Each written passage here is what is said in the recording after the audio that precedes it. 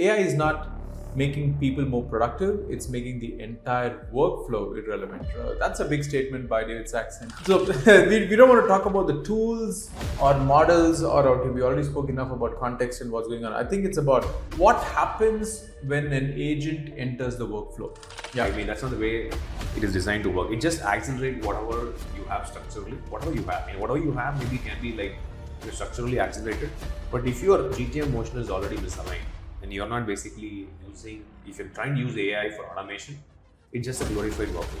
If you ask me that AI agent which is going to be built, or I mean, that's where we are seeing success is to really go understand the event which triggered the person who signed. CRM is at the end of the day the hygiene. Right? Okay, today, right at the end of the day, the wealth of data that you still get to send, who do you send these emails and are they available in your CRM with any past context is still the CRM, right?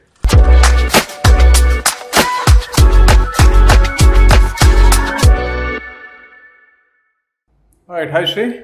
Hi Ramesh. Welcome everyone, welcome folks to Outbound by Highperformr. Okay. So, how's it going? Going good, Ramesh. How are you doing? Hope you're feeling better. Feeling better by the day. Okay. Every day is a new day. Every day when the pain is slightly better, you feel How was good. your whole recovery? Recovery has been good. There's you can't speed in this. Unfortunately, there is no AI agent that can help me get to the other side much faster. Okay. So this is the non-AI world. I have to go through the phase. And yeah, I wish there was an agent to help me get through the other side, get through my physio, tell me what needs to be done, get it done, and then you can't monitor this via an agent as well. Okay, right possible. now. I think you might have to look at some. But we'll wait. I think sometimes the waiting game is better to play the game. So let's start. How are you doing? I'm doing good. I think I'm just closely looking at the AI side, busy with that. So that's busy. But I think in general very good. I think good part of the year. It's always, of course, the GTM teams are busy, and I always keep thinking whether all the SQOs and meetings are happening. January is a busy time, things like that across the board. Interesting time, and 2026 is a very interesting year to be building a startup. Interesting indeed, and the year also started with David Sachs from All In talking about AI agents, right? It's good to see the pod back into real stuff that's been happening, at least as far as founders are concerned. Okay. And that's something I thought we should talk about in this pod. Okay. Purely talk about, there's an intense discussion amongst the three of them in the podcast talking about, hey, who's winning, who's losing in this entire GTM world, whether CRMs, GTM, all that is still relevant. And I think one line stuck with me very well in that, which says AI is not making people more productive, it's making the entire workflow irrelevant. That's a big statement by David Sachs, and he says, because they kind of showed how the whole pod is now, where you don't have to run it with people, right? They had a step-by-step process, and it's with the agents that are actually making the pod happen. And he spoke about how he's been able to get more people for his pod or what needs to be done, the entire step. So there's no workflow anymore.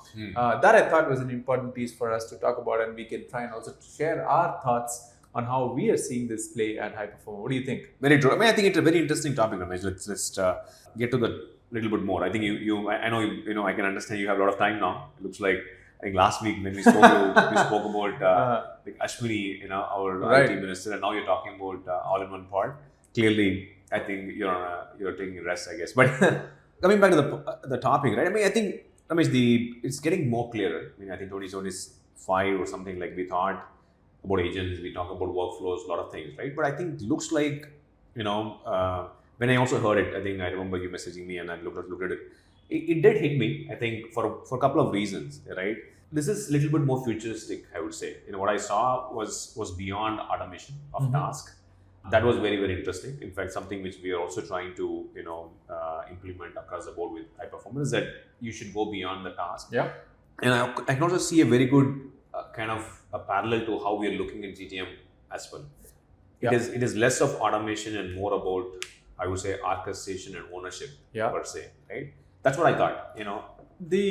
The place where it really is impacting very well, right? I think let's also take a step back and look at the journey of how we've been operating Highperformr, right? teams have already started using everywhere, right? But have the outcomes necessarily changed? There was a lot of speculation on, hey, everything's going to go. People started writing, but what actually happened is just probably emails that started getting longer, right? So we don't want to talk about the tools or models, or okay, we already spoke enough about context and what's going on. I think it's about what happens when an agent enters the workflow. I think that's that's what is more interesting to talk about. And I don't think most GTM teams today are out of AI adoption. They're very much in, but how they're redesigning this is actually very important. Like we're seeing this on an everyday basis, where when we asked our SDR teams to start adopting AI, they started with emails. Emails got longer. Actually, it went off for the worse. And so we got that back in, and we said, hey, who do we need to send this contextual email to? And that's where we saw emails getting crisper, emails having context, and that's the agent that actually worked for us, right? So in GTM teams, AI is changing across sales, marketing, and all that way we see. Okay, I think there is like a one thing, right? I think we have to just look at it. I think most teams feel like they are doing something or other. I mean, a lot of activities, a lot of workflows.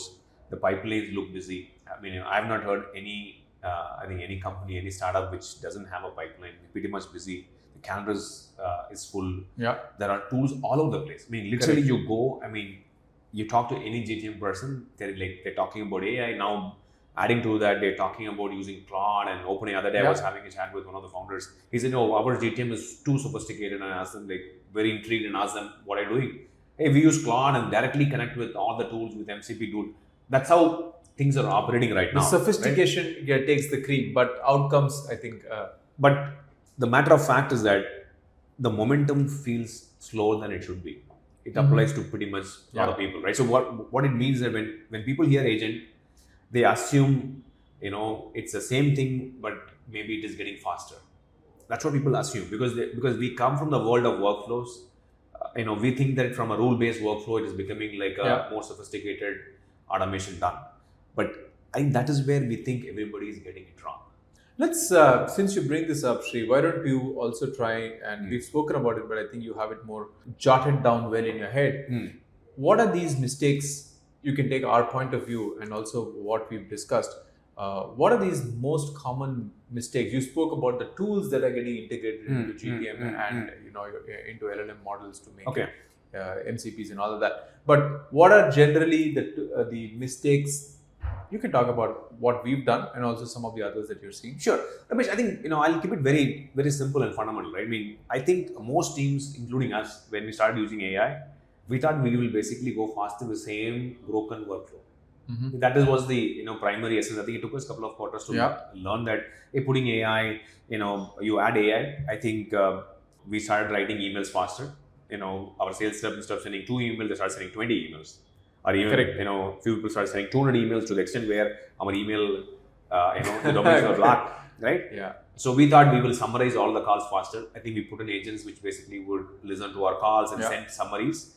Right, generate sequence faster again, email sequence, call bliss. A lot of things were happening, but so nothing fundamentally moved because everybody were busy. We were doing overwhelmingly number of items. Correct. But fundamentally, that is I would say mistake at least we have done. Trying to use AI and trying to fix the same broken workflow. Very true. In the name of follow-ups, I think the mistakes that happened was we had longer emails. Yes, the follow-up emails did good. That's a good part of it. But the bad part of it lacked context as to what are the next steps. I mean, that was missing. You did send many emails, but we didn't get right. So it just, I think one very clear follow-up that we get from that is, speed without alignment, without the bringing in the right agents is absolute noise there. Correct. Right? And I mean, in fact, Ramesh, right, AI doesn't automatically create leverage. Yeah. I mean, that's not the way it is designed to work. It just accelerates whatever you have structurally, whatever you have. Whatever you have maybe can be like, structurally accelerated. But if your GTM motion is already misaligned and you're not basically if you're trying to use AI for automation, it's just a glorified workflow. All right. So in the beginning, you said, hey, even we agreed that even the workflow or the automation is kind of irrelevant. But today, I think what we are doing right now, correct, is an interesting piece, and I'll talk about it right now. But the fact of the matter is, the tools that you bring in, the connections you make to a workflow, all of that is just noise because there is no momentum that's kind of kicking in any kind of so-called agentic workflow. So what do you think we should do, right? Where's the real shift there from creating noise to actually having ownership and outcomes? So where do you see that? So, Ramesh, if you have to look at it, at least we can tell what has been, working well for us, right? So you might look at, you might look at CRM, you might look at the CRM plus all the other tools you're using, but the underlying premise, right? The AI can help you with, let's say, spell checks, grammar checks, writing better emails, all of that great.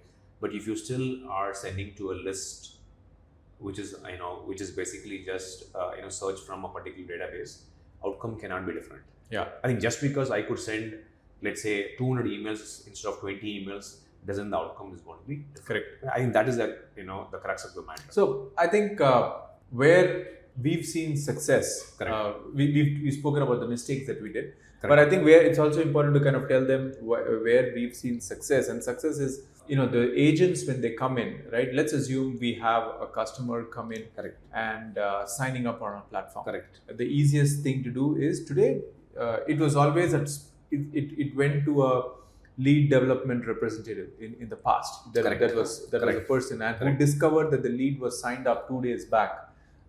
From there, I think we have jumped a huge mile up there to say, hey, there's someone signed up right now.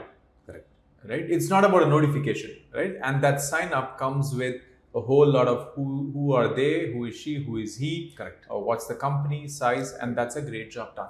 We've taken it to one level ahead with also kind of identifying, okay, this company, the agent kind of helps us, obviously assigning it to a rep, but also trying to find out, hey, what's the context? How should you be pitching Highperformr in some sense? But also trying to find out who are the key stakeholders in and around that we should start connecting with, and what's the story there, so that the replies that happens to this person, thanking them for the sign up, we're also talking about what we can do for that company. I think that agentic, it's not a workflow per se, but that agent just trying to tell us all of this wealth of information that comes in so quickly is momentum, right? Otherwise, we would sit on a CRM, do the entire review and say, hey, do you know which company is this? What are we going to pitch them? Who are they? What's the account plan? And that is going to delay. And we lose deals purely on the basis of time. Very, very interesting. Imagine you bring in a very subtle point, right? Maybe it just takes a couple of minutes to harp on it. So when somebody signs up today in a workflow world, what would you do? You focus on finding that person, that person's company. Most of the AI agents, most of the companies find out what the revenue, everything which was manually done is automated. But the reason why somebody will engage with you is to understand the event which has triggered the sign up. Right?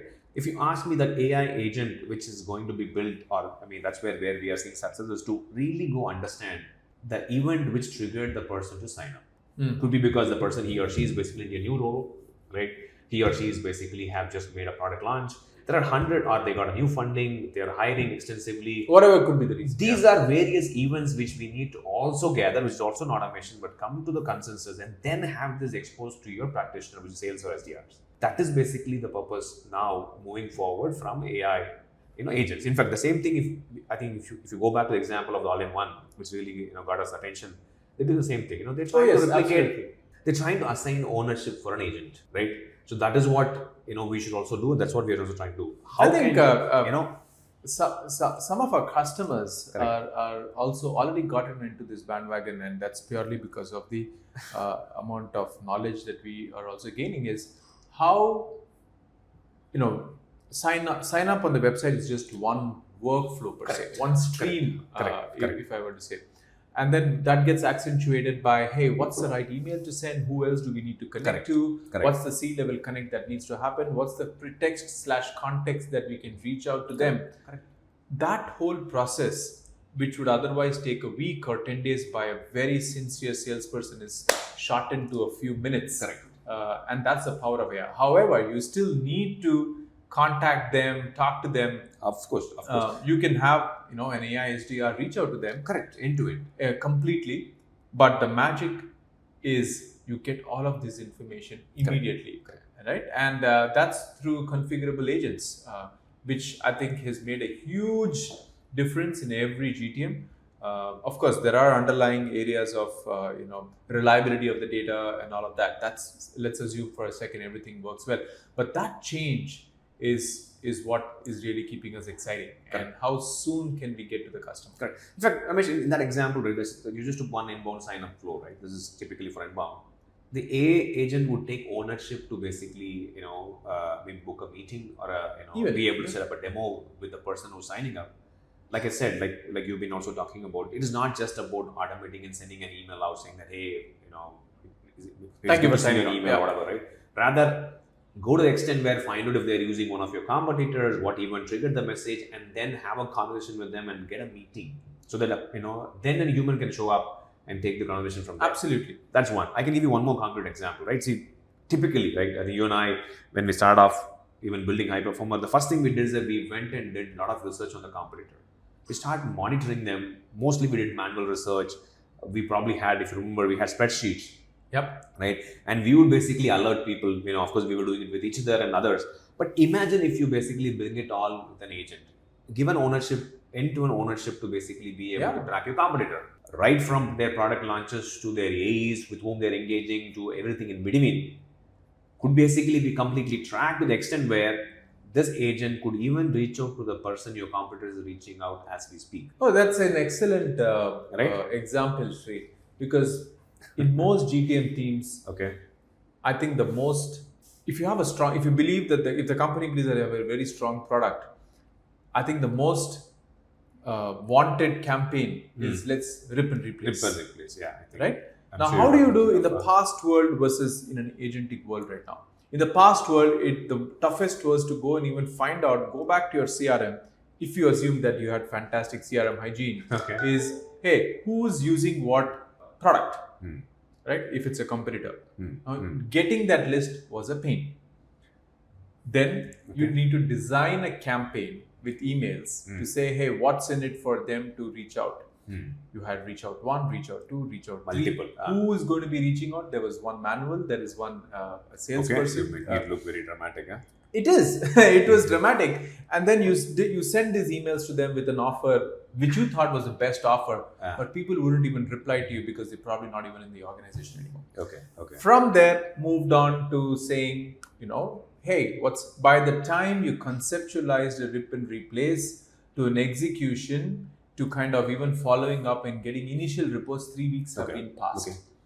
Right? And what's the outcome? You would always hear the campaign is in progress. Cut to right now.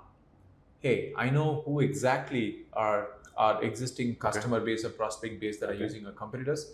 Just not that, we can get that list instantly, update if they're still in the same organization, find the people around them, who else is the executive buying committee, what's the story? It's not an offer, it's a story, right? It's about talking about the context of the person and the company's direction in which they're going. You have this context well bundled for every person that you're going to reply, and you're able to reach out to them much faster.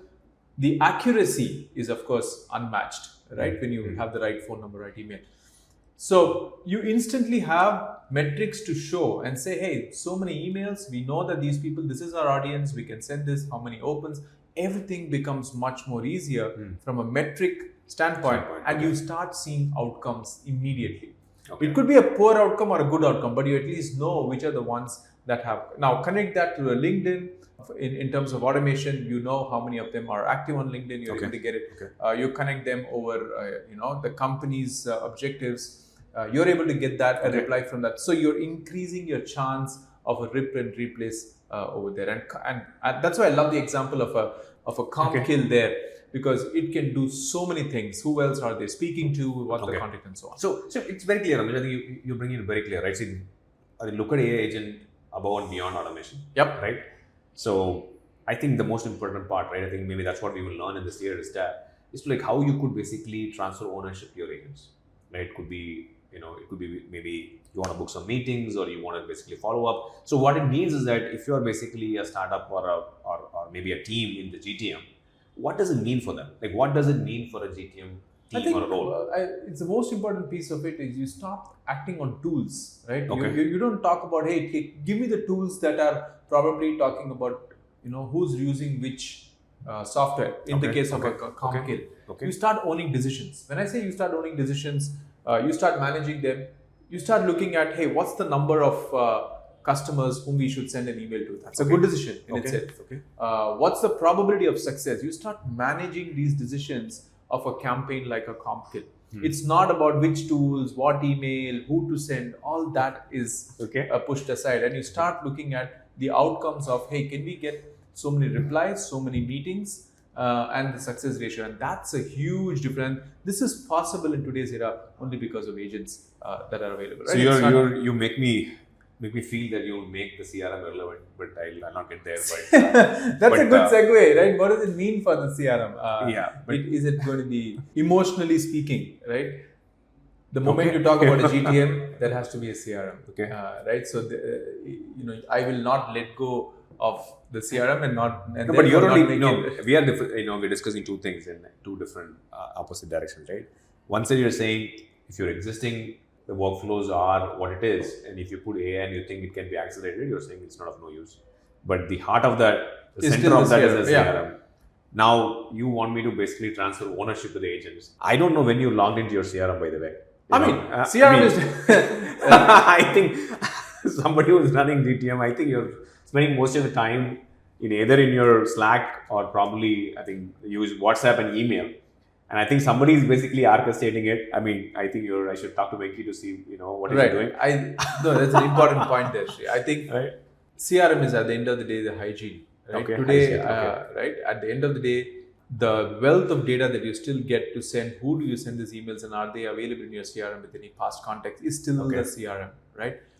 As much as models and all of that run that, the context still lies in the CRM, right? It's not easy to just go and say, hey, can we just send this to our past prospects to whom we have lost deals? It's very difficult for agents to go and figure that out unless it's connected to a CRM. Yeah, I think it's like the world is getting connected. I think right now what you're saying still is relevant, but and just take a step back, right? I mean, we spoke about, of course, the agent, right? Not just being considered as just a workflow, a glorified workflow. I think it's a good, interesting point where you're saying, look, maybe you should give them ownership in terms of outcomes, right? Yeah. Very interesting point, right? So now when it comes to, let's say if people ask you, like, do I need AI agent in GTM? Yeah. So is that a wrong question to ask? I think that question itself is irrelevant. You need. It's by far the most easy decision. I think every team is kind of looking at it. It depends on what you want to do. If you're looking for agents to write emails, I think that's a past one. But if you're looking at agents to kind of research and say, whom do you need to send these emails and with what context, that's very, very relevant. If you want the agents to do a little bit of background, let's say in a CompKill kind of scenario, there's no one better than an agent to kind of run this. If you want, I think for the SDR, it's not about the roles becoming irrelevant or anything in the GTM. The SDRs get to begin to manage these decisions. Right? The SDR now, you don't have to have a PMM or anyone else kind of managing a decision anymore. The SDRs can take a decision on, let's try and run this and see, they can start owning outcomes. So which means that you see GTM evolving, in a way where the teams are leaner. Right? That's one way of looking at it. Right? Certainly. And then clear ownership. The people in the team will have absolute clarity on the roles because some of the roles will be managed by the agents. I think we need to learn to operate with a bunch of agents. I think of course we are trying to learn it. I think we just for the audience, we have a person dedicated whose full-time job is to only build agents day in day out. That's a job. That's the job of a GTM engineer. That's a job of a GTM engineer, whatever you want to call them. We have a person whose full-time job is to basically be able to build agents, which would basically kind of own an outcome for themselves. Right? That's the whole idea, right? Now, if you just want to bring it up and then kind of summarize, Ramesh, I think so. What you're saying is that the agent would really change the GTM for sure. It is changing. That is very clear, and it's not about speed or volume. Correct. I think it's about the momentum. Absolutely. Right? I think the agents of the future or the current one will evolve in such a way that they will drive the momentum for your business. Is it right? Absolutely. And I don't think it's about going back to the first question, hey, which are the tools? Are they connected? Is there an MCP server? It's not about those. I think it's about Okay. the momentum that we want to show. Can you run 10 campaigns in parallel? I don't think any GTM team today is even thinking about that, right? Can we act upon, because there is an overlapping audience, there is a unique audience. Okay. How do you manage them? And that was always the problem of running email systems or trying to understand, okay, which campaign are we going after? What is the success metric? All of that is put to rest right now when you have GTM agents running, right? Very interesting. So, which means it's a very good, I think I would say, takeaway for me at least. It's all about momentum. It is a bit momentum. If you're running a startup, if you're running GTM teams, I think it's all about momentum. I think definitely the AI agents of the world of the current era will help you drive that momentum. I mean, that's my takeaway. Oh, absolutely, right? And today we're not even talking about events or any of those getting from a marketing / GTM, right? We're just only purely talking about sales over here. In the sales, and we can have a separate part maybe just for marketing, maybe. Okay. Actually, I think you forgot talking about marketing, Ramesh. So it's been a while, right? So we should get back into talking about, but absolutely in the sales world, I think today every SDR can begin owning outcomes. They can own the decisions. They can manage the decisions of what needs to be done, and that's the beauty of. I think that's an interesting topic. I think next pod we will talk about marketing and AI. All right, let's do that. Okay. Okay. See you on the other side. Thank you. Bye. Guys. Thank you. Bye.